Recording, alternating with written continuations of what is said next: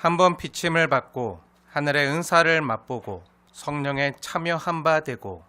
하나님의 선한 말씀과 내세의 능력을 맛보고도. 함께 읽겠습니다. 타락한 자들은 다시 새롭게 하여 회개할 수 없나니 이는 그들이 하나님의 아들을 다시 십자가에 못 박아 드러내놓고 욕되게 함이라. 아멘. 네, 한번 비침을 받고 첫 번째 시간인데요. 네. 오늘 우리가 함께 상고할 본문은요, 사실 성경 전체 중에서도 가장 어렵고 난해한 말씀 중에 하나예요. 네. 히브리서에서도 가장 높은 최고 봉우리 힘든 말씀 중에 하나인데요. 그래서 오늘날에도 많은 학자들 간에 논쟁과 설전이 여전히 벌어지고 있는 성경이기도 한데요. 기억에 남는 건 제가 예전에 신학대학원 시절에, 신대원 시절에 프로에클레시아 신학회 간사를 했었던 적이 있어요. 네. 프로에클레시아라는 뜻은 교회를 위한 신학회. 그래서 많은 교수님들을 함께 섬기면서 그분들과 함께 한국교회를 복음으로 또 교회를 섬기기 위해서 전국을 다니면서 신학 세미나를 많이 했었던 적이 있는데요. 신대원 때, 그리고 제가 전문대학원 신약학 석사 과정을 지나는 동안 신학회를 주최하기도 하고, 네, 많은 교수님들과 함께 세미나를 주최하기도 하고, 또 신학회 간사이기 때문에 교수님들과 함께 또 많은 복음주의 신학회 세미나도 참석하고 다니기도 했었는데요. 그때 기억나는 장면 중에 하나가 복음주의 신학회 가운데, 그러니까 복음주의 신학회면 저희 개혁주의 장로교 교수님들만, 신학자들만 오는 게 아니라 다 와요. 네, 한국에 내노라는 감리교, 성결교, 순복음뿐만 아니라 복음주의권에 속한 모든 신학자 교수님들이 와서 열띤 토론과 학회와 세미나를 하는데, 기억나는 장면 중에 하나가 바로 이 히브리서 6장, 오늘 우리가 함께 상고하는 4절부터 6절 말씀. 이 말씀을 가지고 우리나라 내노라는 많은 신학자 교수님들이 엄청난 논쟁을 벌이는 걸 직접 목격한 적이 있어요. 그야말로 엄청난 설전이 그날 벌어졌었는데요. 사실 오늘 본문인 히브리서 6장 4절에서 6절 말씀은요, 지금까지도 칼빈주의자들과 알미니안 사이에 첨예한 대립과 논쟁이 있는 말씀이에요. 쉽게 말하면 칼빈주의자들은 저희 같은 개혁주의 장로교인들을 얘기하고, 알미니아는 감리교, 얘기하는 좀 달라요. 다른 부분이 있는데, 우리는 하나님의 전적인 은혜, 주권, 이걸 예정, 이런 걸 강조한다면, 알미니안주의자들은 인간의 책임, 이런 행위, 이런 것들을 조금은 더 강조하는 부분이 있는데, 그래서 오늘 본문을 보면, 특히 히브리서 6장을 보면 6절에 타락한 자들은 다시 새롭게 하여 회개할 수 없나니, 이런 말이 나오잖아요. 근데 그 위에 보면 4절 5절 보면 한번 빛을 받고 하늘의 은사를 맛보고 성령에 참여한 바 되고 하나님의 선한 말씀과 내세의 능력을 맛보고도 어떻게 될 수 있다고요? 타락할 수 있다고요. 그러면 흔히 이것만 보면 예수 믿고 구원을 받은 사람도 죄를 짓고 나면 그 하나님의 은혜에서 떨어져서 그 구원이 취소될 수 있느냐 없느냐 하는 이 구원론과 관련된 문제로 엄청나게 지금도 여전히 많은 논쟁 가운데 있는 말씀이에요. 주로 인간의 책임을 강조하는 알미니안들은요, 예수 믿고 구원받은 진실된 성도를 하더라도 얼마든지 죄를 짓고 나면, 타락하면 그 은혜에서, 그 구원에서 떨어져서 지옥 갈 수 있다고 말하는 사람들도 있어요. 그렇게 가리키는 분들도 많고, 실제로 그런 사람들이 많이 있는데요. 사랑하는 여러분, 여러분은 어떻게 생각하십니까? 여러분은 어떠신가요? 예수님을 믿고 예수님의 십자가와 보혈의 공로로 구원받은 성도라 할지라도 얼마든지 죄를 짓고 은혜에서 떨어지며 그 구원이 취소될 수 있다고 생각하시나요? 아니면 한 번 구원은 영원한 구원이지, 우리가 주 예수님의 십자가의 공로로 받은 구원은 결코 취소될 수 없다고 생각하시나요? 쉽지 않은 내용이죠. 히브리서는요 정말 그 내용이 쉽지 않고 심오해요. 네, 신약의 레이기라고 했잖아요. 내 위기가 많이 오기도 하는 그런 말씀이기도 하는데 딱딱하고 단단한 음식 같은, 네, 잘 곱씹어서 삼키지 않으면, 먹지 않으면 탈나기도 하는 그런 단단한 음식 같은 말씀인데요. 하지만 우리 믿음이 장성하기 위해서는요 이런 말씀도 먹어야 돼요. 죽만 먹을 수 없어요. 젖만 먹을 수 없어요. 단단한 음식도 먹어야 돼요. 아니 왜 민족의 명절인 추석 연휴에 네, 송편 같은 달콤한 말씀을 주시지, 먹기 좋은 송편 같은 그런 말씀을 주시지, 꿀떡 같은 말씀 주시지, 왜 이런 어려운 말씀 먹어야 되냐고 생각하는 분도 계실 텐데요. 그렇게 생각하지 마시고 우리가 지난주 말씀 받았잖아요. 네, 단단한 음식, 하나님이 우리를 장성케 하기 위해서, 새롭게 하기 위해서, 우리를 축복하기 위해서 주시는 추석 특집 별미라고 생각하시고 네, 꼭꼭 씹어서 음미하며 소화시키며 드시길 축복합니다. 네, 이건 성령님이 도와주셔야 할 수 있는데요. 그러니 우선 잘 들으셔야 돼요. 오늘 잘못해서 졸거나 해서 띄엄띄엄 들으면요 어디 가서 오늘 들은 말씀 얘기하다가 이단 소리 들을 수 있어요. 졸지 마세요. 졸지 말고 네, 그냥 집중해서 잘 들으세요. 네. 그럼에도 오늘 이 본문의 말씀이 너무 심오하고 깊기 때문에 저도 고민이 돼요. 어떻게 하면 히브리서 말씀 중에서도 가장 해석하기 어려운 본문이기도 하고 또 우리의 성도의 구원과 관련해서 너무나도 중요한 본문이기 때문에 오늘 하루에 다 다루지 못하고요. 최소 다음 주까지 몇 번 나눠서 전해야 될 것 같은데요. 오늘은 그래서 입문편. 쉬워요. 오늘은 긴장 안 하셔도 돼요. 오늘은 입문편, 전체적인 맥락을 살피는 정도로 조금 쉽게 다루고요. 그러니까 에피타이저 같은. 네. 다음 주는 심화편. 네, 심화편. 으로 보다 이제 디테일하게 본문의 말씀의 의미를 깊이 상고해 볼 텐데요. 오늘 잘 먹어야 다음 주 소화할 수 있어요. 네. 그러니까 집중하시고 잘 따라오셔야 돼요. 그럼 우선 본문을 볼게요. 우선 4절과 5절 두 절 말씀만 우리 먼저 볼게요. 본문을 열어서 자세히 보세요. 우리 두 절 말씀 함께 읽겠습니다. 시작. 한번 빛을 받고 하늘의 은사를 맛보고 성령에 참여한 바 되고 하나님의 선한 말씀과 메시의 능력을 맛보고도. 네. 이 두 절 말씀을 보면 이 4절과 5절에 묘사되고 있는 사람은요. 여러분 어떤 사람처럼 보여져요? 구원받은 성도 같나요? 아니면 아닌 것 같나요? 한번 자세히 보세요.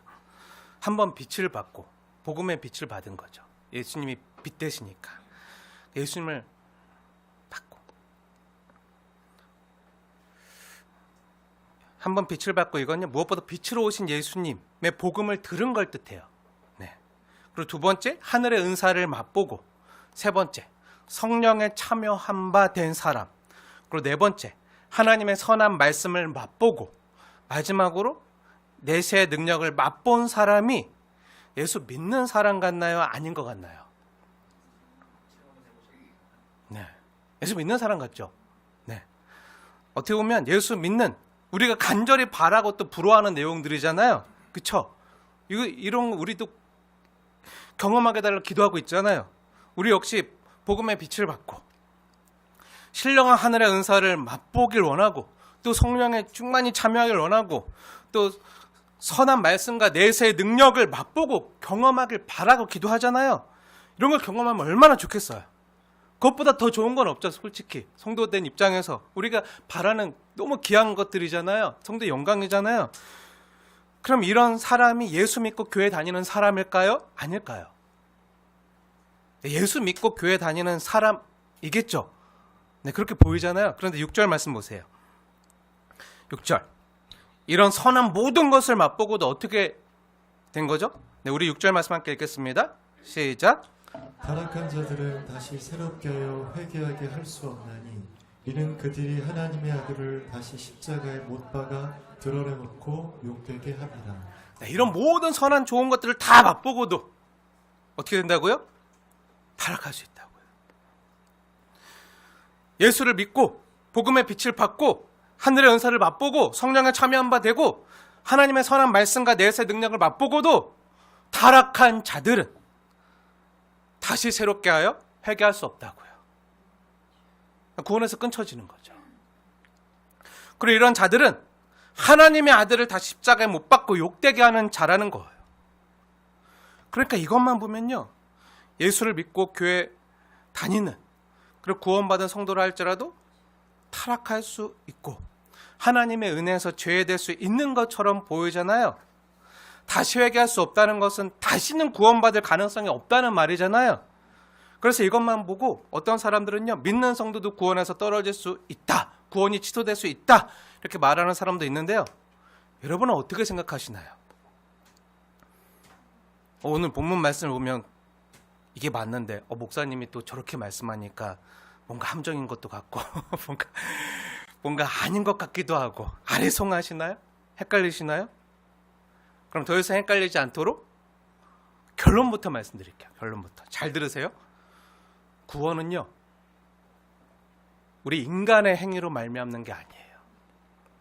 우리가 죄인 되었을 때, 우리가 하나님과 원수 되었을 때 우리를 사랑하신 하나님 아버지께서 보내신 그 하나님의 아들 예수님의 십자가의 공로로요, 우리가 구원함을 얻어서 성도가 되는 거예요. 하나님의 자녀가 되는 거예요. 이러한 진실한 성도의 구원은요, 취소될 수 없습니다. 구원은요, 나의 노력이나 나의 공로로 얻는 게 아니에요. 우리의 구원은요, 전적으로 성부, 성자, 성령, 삼위일체 하나님의 사역이에요. 인간 차원의 일이 아니라고요. 하나님께서 하시는 일이라고요. 그래서 성경 로마서 8장 35절에서 39절의 말씀과 증거대로 누가 우리를 그리스도의 사랑에서 끊으리요? 그 어떤 세력도 끊을 수 없다는 거예요.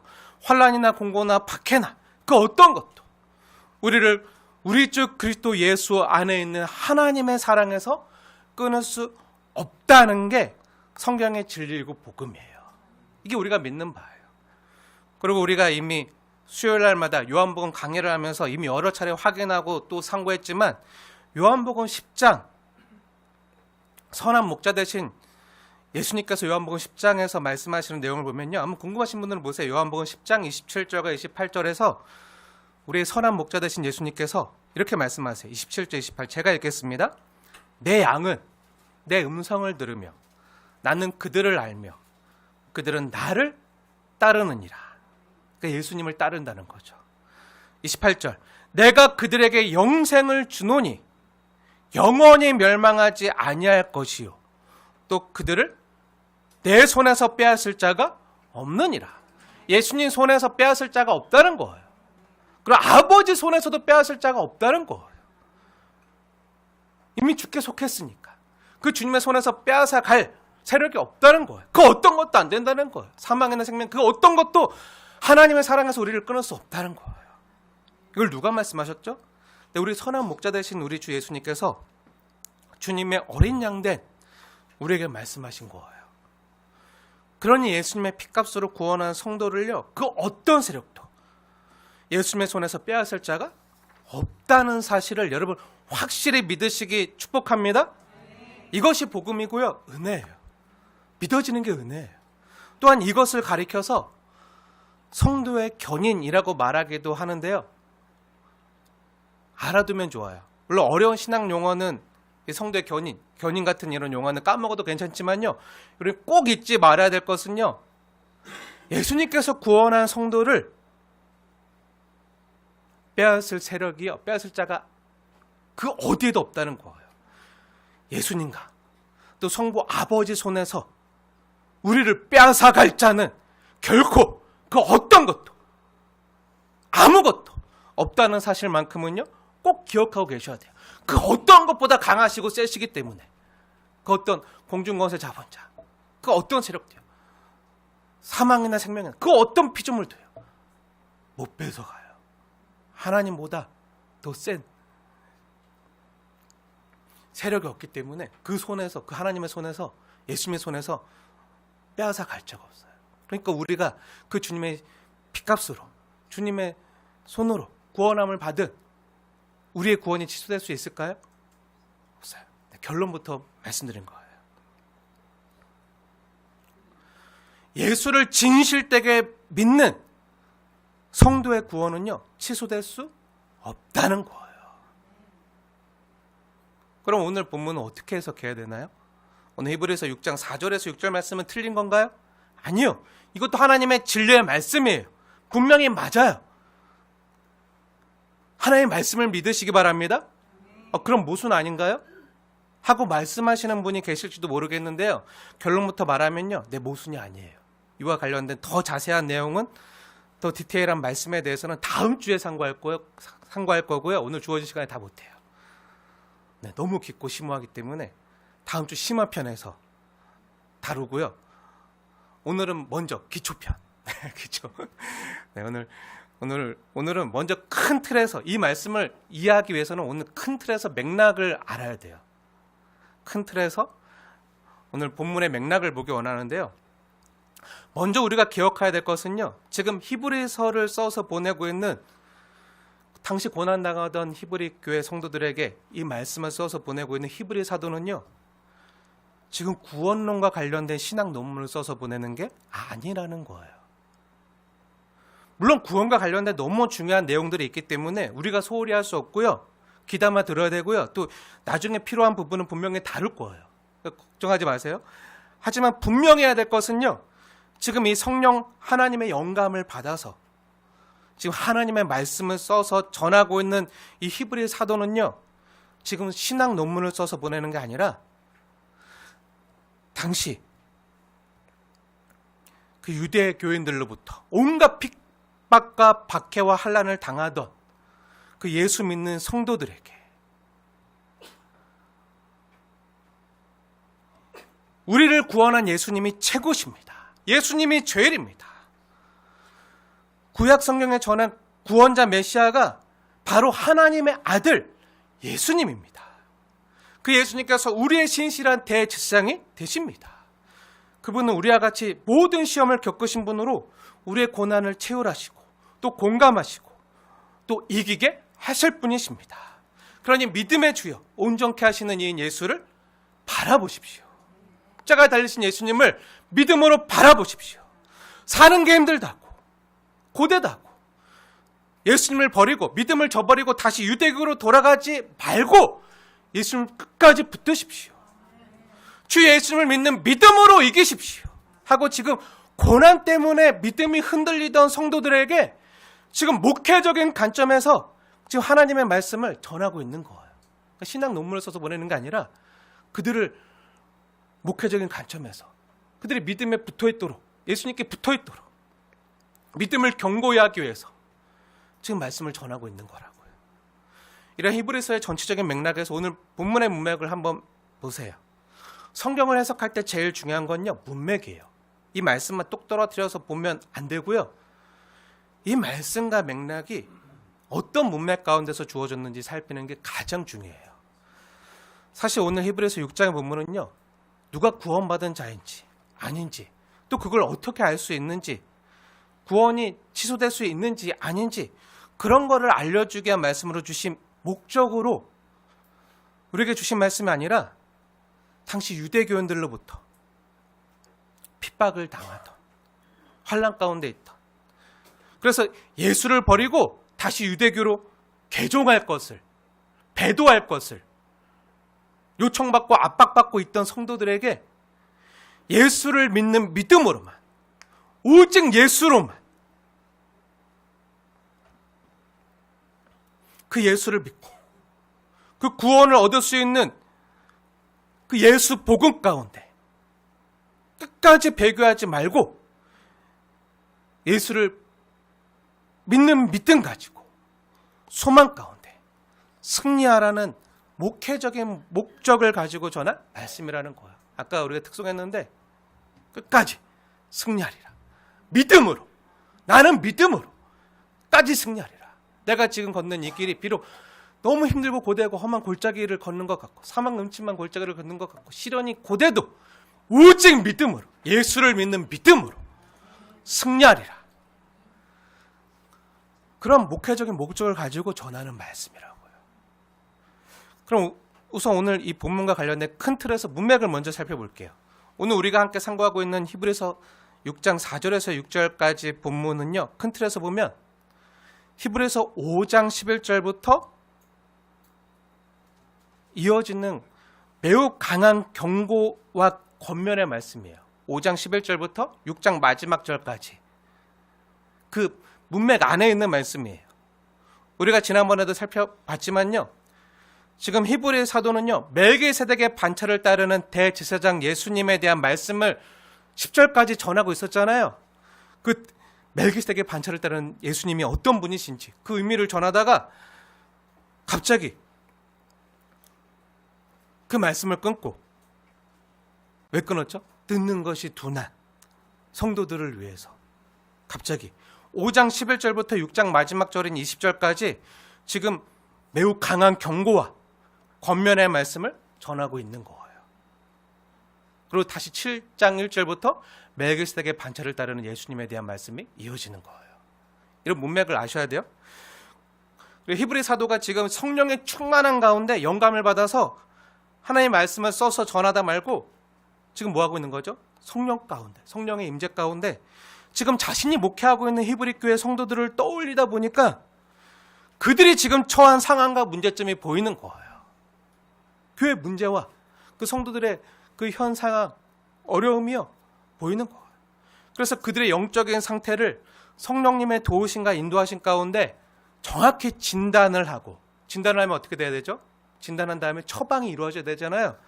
그 처방을 한 다음에 그 수술이 이루어졌어요. 처방이 이루어졌어요. 조치가 이루어졌어요. 그런 다음에 어떻게 되죠? 회복이 돼야 되잖아요. 그래서 다시 소망 가운데 그 회복을 이뤄낼 수 있도록 지금 확신 가운데 격려하고 있는 말씀이라고 할 수 있어요. 그러니까 5장 11절부터 6장 마지막 절까지 말씀은요, 진단과 처방과 또 회복이 이루어지도록 그들을 말씀 가운데, 확신 가운데 격려하고 있는 말씀이라고요. 이런 문맥 가운데 주어진 말씀이에요. 그러니까 지금 히브리 사도는요, 성령님의 인도하신 가운데 성도들을 보니까, 성도들을 떠올리니까 그들의 문제가 뭔지 정확히 보이는 거예요. 그들의 문제가 뭐였죠? 히브리 교회 성도들의 문제가 뭐였죠? 예수 믿고 교회 다닌 지는 오래됐어요. 오래됐어요. 히브리서는요, 예수님께서 죽으시고 승천하시고 그리고 한참 몇십 년이 흐른 뒤에 교회가 완성되지고 안정된 뒤에 그 다음에 주어진 한참 뒤의 말씀이거든요. 그 예수 믿는 성도들이 많아요. 예수 믿고 교회는 오래 다녔는데요, 이제 개척맨분들 다 나이가 들고 오래됐어요. 근데 오히려 오래될수록 더 성숙하고 자라나야 되는데 아니요. 오히려 예수를 믿은 연수만, 횟수만 많아졌지 가면 갈수록 첫사랑도 잃어버리고 믿음도 식어지고 믿음은 시들해지고 그냥 적당히 안주하려는 모습을 본 거예요. 그래서 자기도 모르게 게을러지고 오히려 그리스도의 도의 초보에서 퇴보해서 오히려 젖먹이 어린아이처럼 되어버린 그 히브리 교회 성도들의 모습을 본 거예요. 성령님께서 그걸 깨닫게 해주신 거예요. 사실 이게 그들이 처한 정확한 상태였어요. 그걸 정확히 진단해내는 거죠. 이제 성령님께서 그들의 영적인 상태를요, 그 교회 상태를 CT와 MRI보다 더 정확한 살아있는 하나님의 말씀으로 진단하고, 이제 그들의 문제와 병명이 나왔잖아요. 말씀으로 진단해 보니까 이제 그들의 그 병명이 나왔잖아요. 진단이 딱 나왔잖아요. 그게 뭐였죠? 영적인 미숙함. 영적인 미숙함. 미성숙함. 자라지 않는 문제. 젖먹이 어린아이 같이 자라지 않는 발달장애였던 거예요. 영적인 발달장애. 그래서 어떤 처방을 내리죠? 근데 히브리 사도는요, 이런 어려움을 겪는 히브리 교회 성도들을 위해서 히브리서 6장 1절에서 3절까지 이런 미숙함의 문제를 해결하기 위한 정확한 처방을 하는 거예요. 그러니까 5장 11절부터 14절까지는 진단이에요. 그리고 6장 1절부터 3절까지 말씀은요, 처방이에요. 진단했으면 이제 처방이 이루어져야 되잖아요. 미숙함의 영적인 발달 장애를 있는 그 성도들을 향한 정확한 처방을 하는 거예요. 그게 뭐였죠? 우리가 지난주 함께 살펴본 내용. 그리스도의 도의 초보를 버리고 완전한 대로 나아가라는 처방이었어요. 그렇죠? 그럼 그리스도의 도의 초보를 버린다는 건 뭐였죠? 네, 죽은 행실을 회개함과 하나님께 대한 신앙과 세례들과 안수와 죽은 자의 부활과 영원한 심판에 관한 교훈 같은 그리스도의 도의 초보를 버리라는 거였나요? 아니죠. 하나님께 대한 신앙을 버리면 큰일 나요. 회개를 버리면 안 돼요. 그런 게 아니죠. 그건요, 그리스도의 도의 초보라는 말은 뭐죠? 우리의 가장 중요한 믿음의 토대라고 했어요. 토대. 6장 2절을 자세히 보세요. 터를 닦지 말고, 터를 다시 닦지 말고. 이게 뭐죠? 이러한 죽은 행실의 회개함과 하나님에 대한 신앙과 세례들과 안수와 죽은 자의 부활과 영원한 심판에 관한 교훈 같은 이 그리스도의 도의 초보의 내용들이 우리 믿음의 반석이라는 거예요. 믿음의 터라는 거예요. 가장 중요한 믿음의 터요. 토대라고 했어요. 다시 말해서 우리 믿음의 골격이죠. 여러분 집으로 치면요, 골조 같은 거예요. 골조. 근데 이 토대를 제거하면요, 어떻게 되죠? 집이 무너지고 말아요. 골조가 없는 집이 있나요? 그 집에 주춧돌을 제거하면 어떻게 돼요? 무너져요. 반석을 빼버리면 무너지고 마는 거예요. 그러니까 이 말씀은요, 이와 같이 가장 중요한 믿음의 토대와 같은 그리스도의 도의 초보 위에, 즉 그리스도의 복음의 반석 위에 견고히 서서 더욱 자라 성숙해져야 된다는 처방이에요. 그러니까 골조는 다 완성됐어요. 기초는 완성됐는데 그 기초 위에 아무것도 없는 거예요. 그냥 뼈대만 있고 창틀도 없고 유리창도 없고 지붕도 없고, 그럼 어떻게 돼요? 이 바람이 불고 비가 오면 다 젖고 다 당하는 거예요. 그것 때문에 힘들어가지고 있는 성도들을 보니까 이거로 안 되겠다. 그리스도의 도의 초보만으로 안 되고 그 터 위에 더욱 견고히 서서 자라서 완전한 대로 나아가야 된다. 성숙해져야 된다. 라는 처방을 내린 거예요. 처방을 내린 거예요. 그러니까 뼈는 튼튼한데, 뼈는 있는데 근육이 없네요. 근손실이 너무 심하네요. 혈관이 막혔네요. 하면서 이걸 다시 회복해야 된다는 처방을 내린 거예요. 그래서 건강해져야 된다는 처방을 내린 거예요. 그리고 그렇게 되는 데서 가장 중요한 것은요, 하나님의 은혜라고 했어요. 하나님이 허락하셔야 가능하다고 했어요. 그러니까 이게 사람 차원의 일이 아니라, 사람이 하고 싶다고 해서 할 수 있는 게 아니라 하나님께서 은혜로 허락하셔야지만 가능하다고 했어요. 즉 영적인 문제에 빠져 있는 우리의 수술도요, 의사이신 하나님의 손에서 가능하다는 거예요. 하나님 직접 수술해 주셔야 된다는 거예요. 그래 건강해질 수 있다는 거예요. 그래 영적인 미숙함을 버리고 이제 건강해질 수 있다는 거예요. 영적인 미숙함, 영적인 발달 장애를 버리고 이제는 성숙해져 가야 된다는 거예요. 이걸 처방으로 받은 거예요. 처방전을 받았어요. 받고 이제 수술을 받아야 되는데, 근데 이런 진단이 되고 처방이 냈으면 이제 수술을 받아야 되잖아요. 안 그러면 안 되잖아요. 나 괜찮은데요? 나 아픈 거 싫은데, 나 수술 받기 싫은데요? 하고 계속 있으면 어떻게 되죠? 죽는 거예요. 큰일 나는 거예요.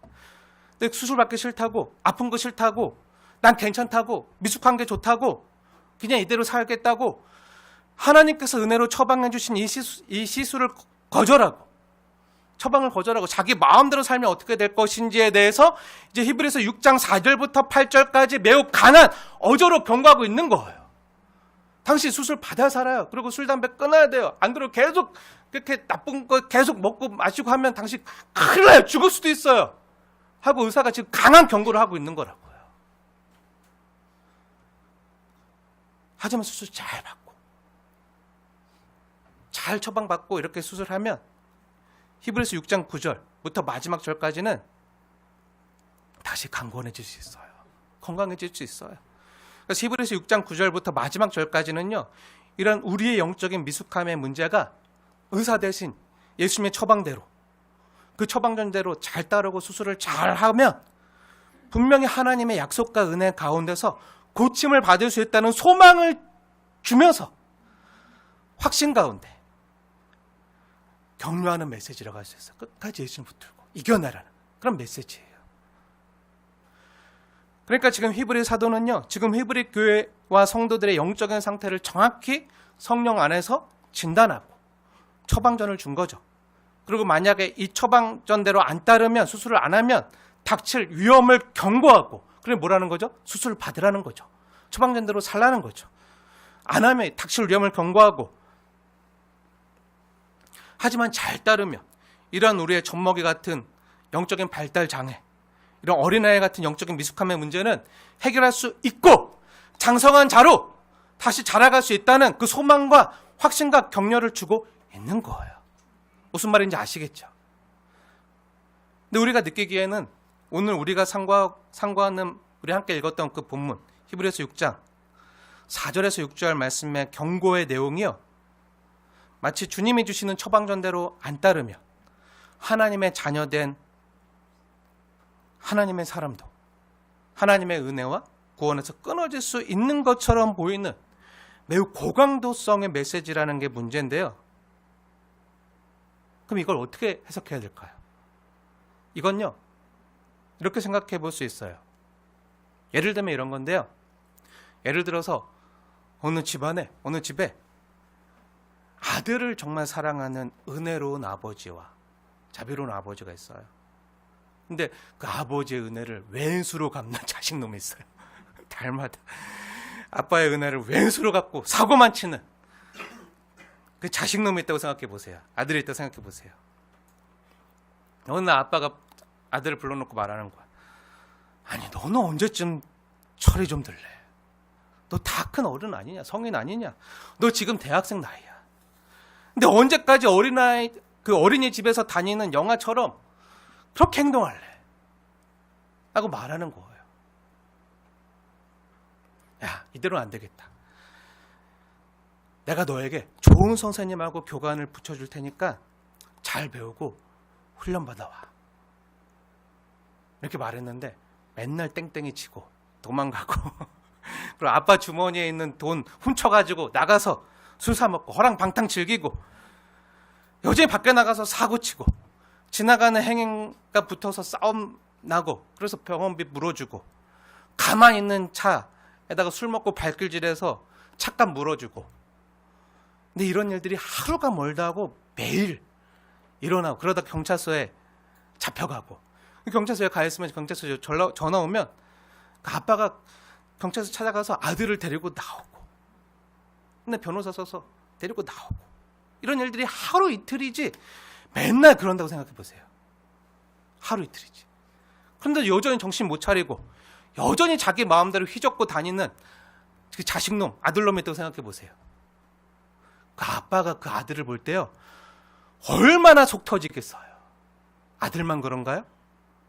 아니죠. 딸들도 그렇죠. 그래서 그 아들이 사고 쳐서 경찰서에 불려갔다고 생각해 보세요. 변호사서 겨우 데리고 나왔어요. 데리고 나왔는데 이대로 진짜 안 되겠다. 아무리 얼러도 안 되고 때려도 안 되고 다그쳐도 안 되고 진짜 안 되겠다. 이렇게 못 살겠다. 그리고 자식이 그렇게 살다가 망하잖아요. 더 이상 자식 망하는 꼴은 내가 못 보겠다. 그 은혜로운 아버지가요, 구치소에 변호사 써서 데리고 나온 그날 밤에 아들을 앉혀놓고 이렇게 말하는 거예요. 야, 우리 이대로는 안 된다. 이대로는 안 되겠다. 내가 너를 아무리 달래도 안 되고 때려도 안 되고 어떻게 하면 고칠래? 어떻게 하면 좋겠니? 어떻게 하면 좀 말을 들을래? 오늘 히브리서 본문의 성도들도 듣기가 둔해서 지금 이런 일이 벌어진 거잖아요. 아무리 하나님 말씀해도 안 듣는 거예요. 반응하지 않는 거예요. 자기 멋대로 살겠다고 하는 거예요. 어떻게 하면 좀 들을래? 어떻게 하면 좋겠니? 라고 말하는 거예요. 그런데 아무리 때려도 안 되잖아요. 별 방법을 다 해도 안 되잖아요. 그러니까 최후의 방법으로. 이대로 있다간 자식이 망할 것 같으니까 최후의 방법을 이렇게 말하는 거야. 잘 들어. 너 한 번만 더 그러면 너 또 사고치고 사람 때리고 그래서 폭행죄로 경찰서 가고 그러면 그때는 너와 나랑 부모 자식의 언은 끝이야. 난 그런 자식 둔 적 없어. 너 또 그러면 너랑 나랑 부모 자식의 연은 끝난다. 아주 내가 너 호적에서 파버릴 줄 알아. 이렇게 아빠가 말할 수 있나요, 없나요? 들어본 분도 계시죠?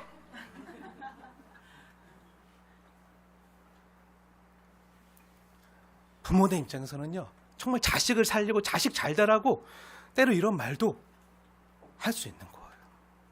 근데 그게 자식 미워서 싫어서 망하라고 하는 말인가요?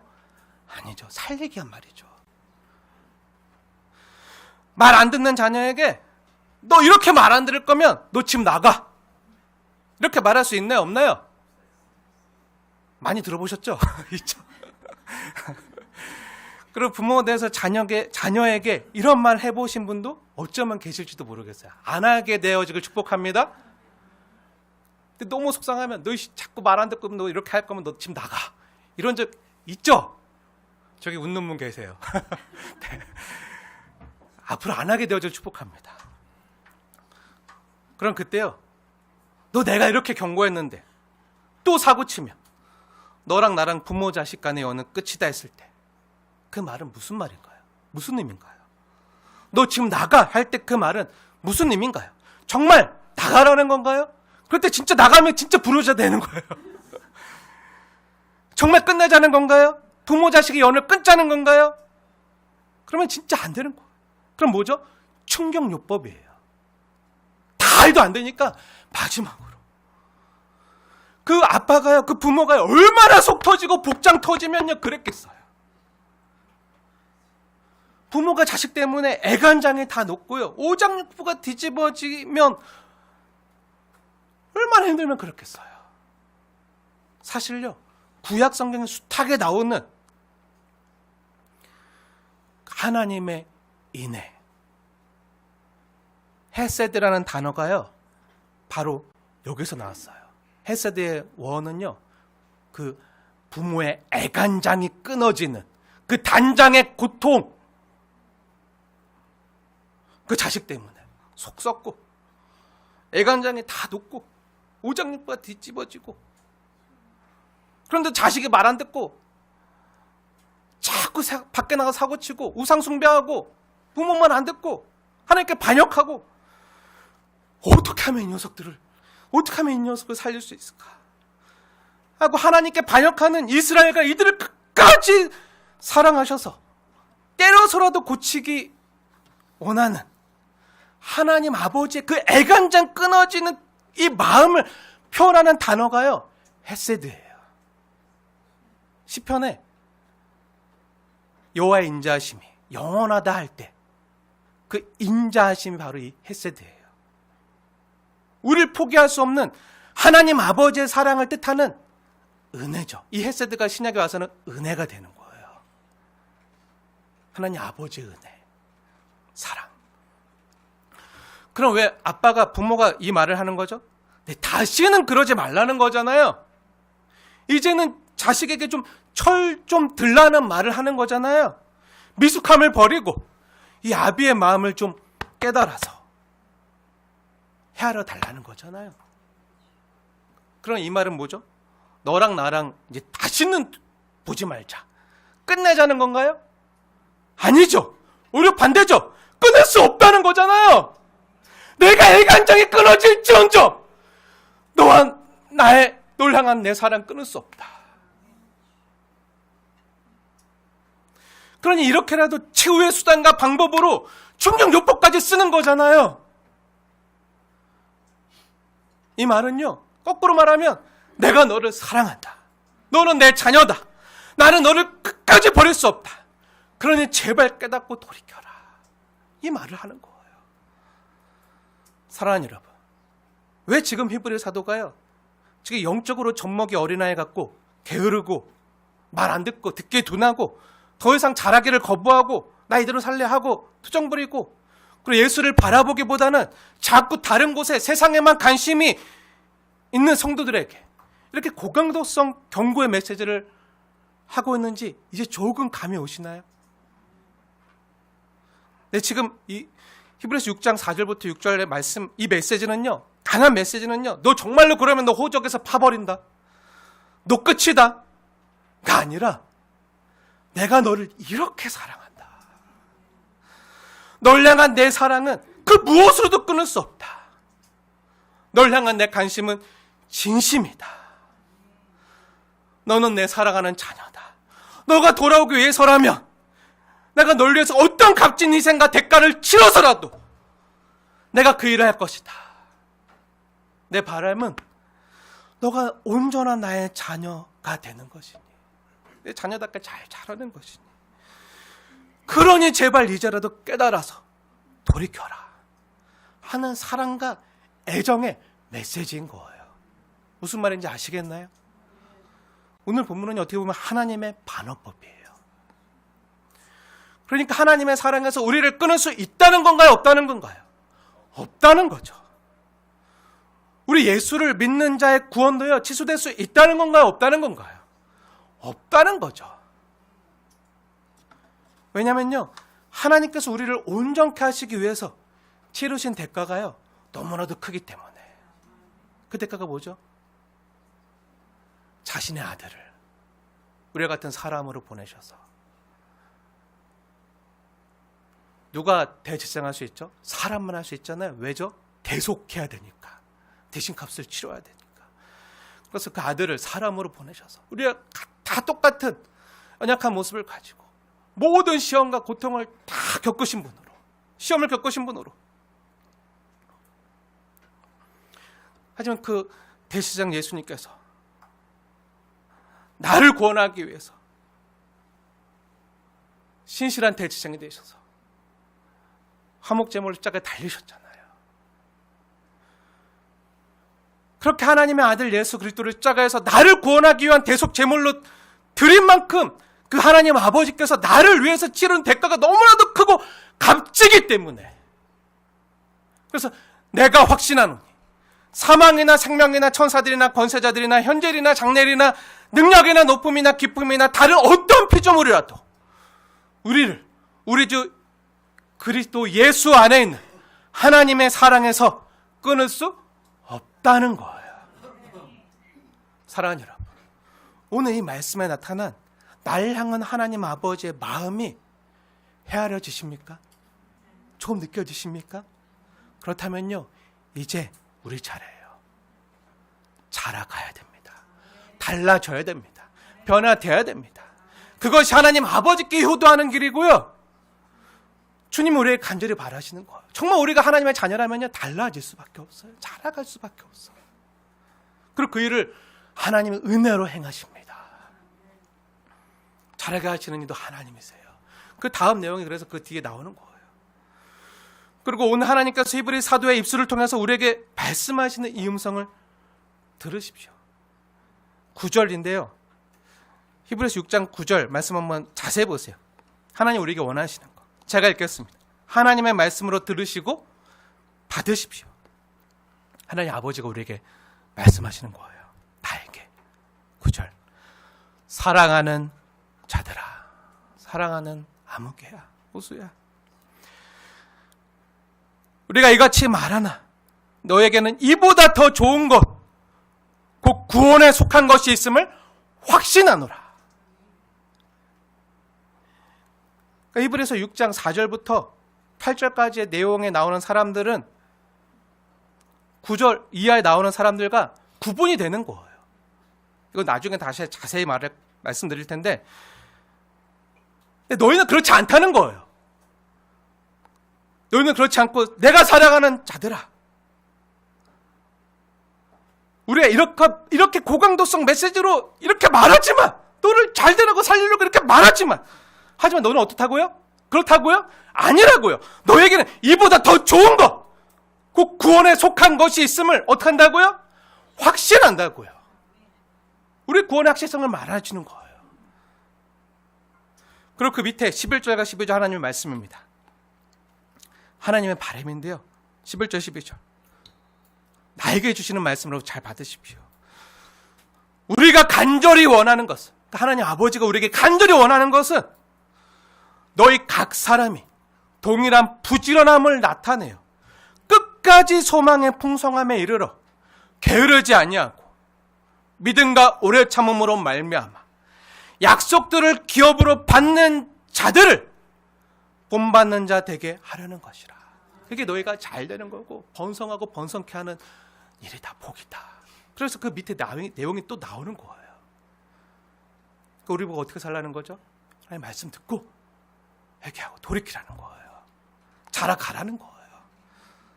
사랑하는 여러분, 오늘 이 말씀은요, 우리를 두렵게 하는 말씀이 아니라 이런 말씀을 우리가 더 예수님의 복을 붙들고 이겨내라는 그 말씀을 주시는 거예요.